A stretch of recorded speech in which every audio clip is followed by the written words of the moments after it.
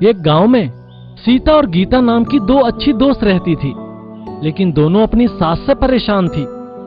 एक दिन गीता से मिलने के लिए सीता उसके घर गई। क्या बताऊं गीता, मेरी सास दिन भर बस ताने मारती रहती है। काम में तो हाथ बटाती नहीं, बस मुंह चलाती रहती है।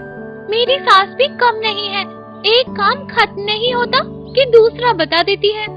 इस तरह दोनों बातें कर रही थी कि गीता की सास ने उसे आवाज लगाई। अरे ओ गीता, तुम्हारी बात खत्म हुई कि नहीं? घर के सारे काम बाकी पड़े हैं। देखो ऐसे परेशान करती है, 2 मिनट बात करने की फुर्सत भी नहीं है मुझे। और गीता सास के पास गई।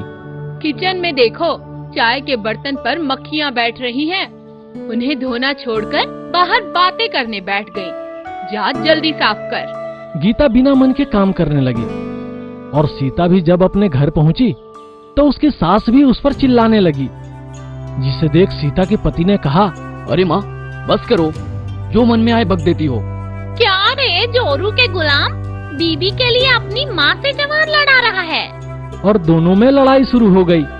रोज रोज के झगड़ों से परेशान होकर सीता और गीता दोनों घर छोड़कर अपने अपने मायके जाने लगी। तभी रास्ते में उन्हें बांसुरी की आवाज आने लगी।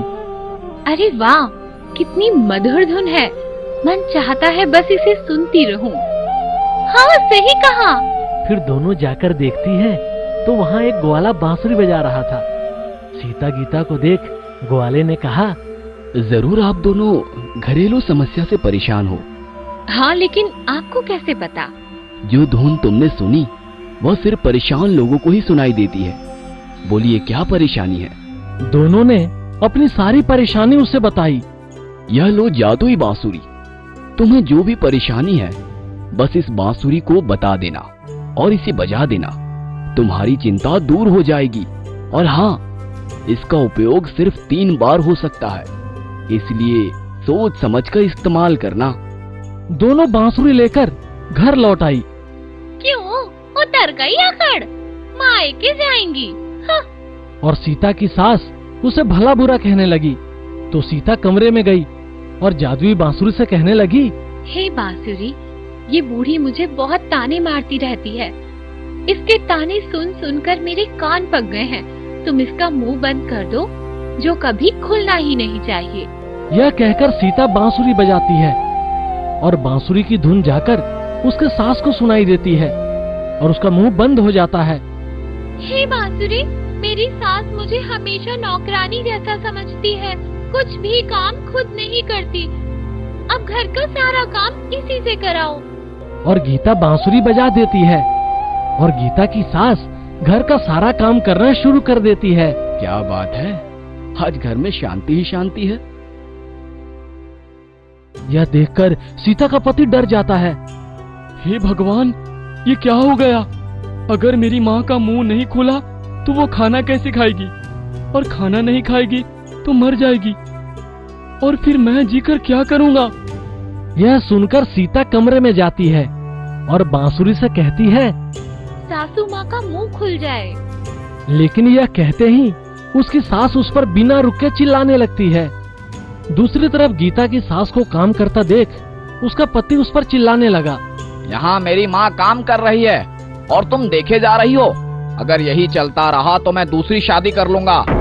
यह सुनकर गीता ने बांसुरी से कहा, नहीं, मैं अपनी सौतन नहीं देख सकती। सासू माँ को काम करवाना बंद कर दो।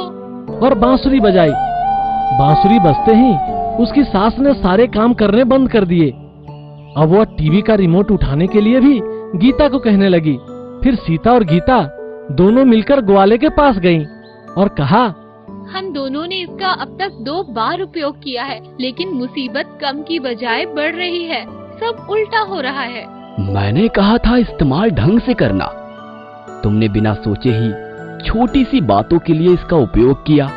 यह जादुई बांसुरी है, यह तुम्हारी समस्याओं को खत्म करने के लिए बहुत बड़ा अवसर है। जीवन में हमेशा अच्छे अवसर का उपयोग बड़ी दूरदर्शिता के साथ सोच समझकर करना चाहिए। फिर दोनों कुछ देर तक सोचती हैं और बांसुरी से कहती हैं, हे जादुई बांसुरी, हम चाहती हैं कि हमारी सास हमें बेटी की तरह रखे और हमें इससे संसाधन उपलब्ध कराए कि हम हर जरूरतमंद की मदद कर सकें। यह कहकर उन्होंने बांसुरी बजाई। फिर वे जब घर गई, अरे बेटी कहाँ गई? मैं कब से तुम्हारा खाने पर इंतजार कर रही हूँ। अरे बेटी तुम थोड़ा आराम कर लो, कितनी थकी लग रही हो। और दोनों अपने सास की बातें सुनकर खुश हो जाती हैं और बांसुरी को धन्यवाद करती हैं। सीता और गीता ने जादुई बांसुरी का सही उपयोग करके अपनी जिंदगी खुशहाल कर दी। इस तरह हमें मिले हुए अवसर का सोच समझकर उपयोग करना चाहिए। दादी का जादुई हलवा। यह कहानी है मयंक की। वह पढ़ने में बहुत होनहार था और वह स्कूल में अव्वल आता था, परंतु वह क्लास में सबसे छोटा और कमजोर बच्चा था।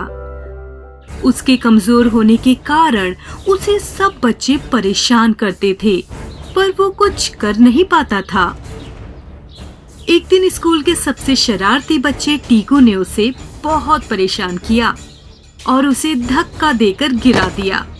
इससे उसे चोट भी लगी, पर वो कुछ भी नहीं कर सका, क्योंकि वो इतना ताकतवर नहीं था कि वह टीकू से लड़ सके। इसीलिए वह दुखी मन से घर पहुंचा। स्कूल में हमेशा परेशान होने की वजह से उसने स्कूल जाने से मना कर दिया। यह सब देखकर दादी ने मयंक को उसकी उदासी की वजह पूछी और मयंक ने सारी बात बताई। फिर दादी किचन में गई और अपने नुस्खे से हलवा बनाया और टिफिन में भर के मयंक को देकर कहा, जब भी तुम्हें कोई परेशान करे तो इस हलवे को खा लेना। यह एक जादुई हलवा है, इससे तुम्हें ताकत मिलेगी और उसे सबक सिखा देना।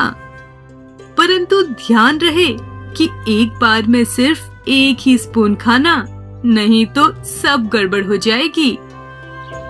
आज मयंक खुशी खुशी स्कूल जा रहा था, क्योंकि उसके पास जादुई हलवा था। आज जो भी मयंक को परेशान करता, उसे मयंक जादुई हलवा खाकर सबक सिखा देता। टीकू ने भी उसे परेशान करने की कोशिश की, परंतु उसे भी मयंक ने मजा चखा दिया। धीरे धीरे मयंक ताकतवर होने लगा, परंतु मयंक और भी ज्यादा ताकतवर होना चाहता था। इसलिए उसने थोड़ा और ज्यादा हलवा खाना शुरू कर दिया और वह और भी ज्यादा ताकतवर हो गया, जिससे दूसरे बच्चे उससे डरने लगे।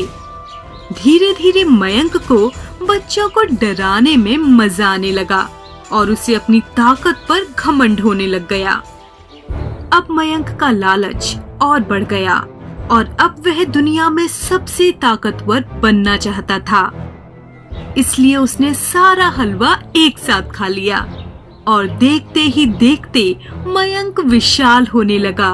उसका शरीर बहुत बड़ा और भारी हो गया, जिससे वह धड़ाम से जमीन पर गिर पड़ा और वह इतना भारी हो गया था कि अब वह अपना हाथ तक नहीं हिला पा रहा था। अपनी इस हालत को देखकर मयंक को एहसास हो गया कि उसकी खुद की लालच की वजह से उसकी ये हालत हुई है। कुछ समय बाद दादी को मयंक के बारे में पता चला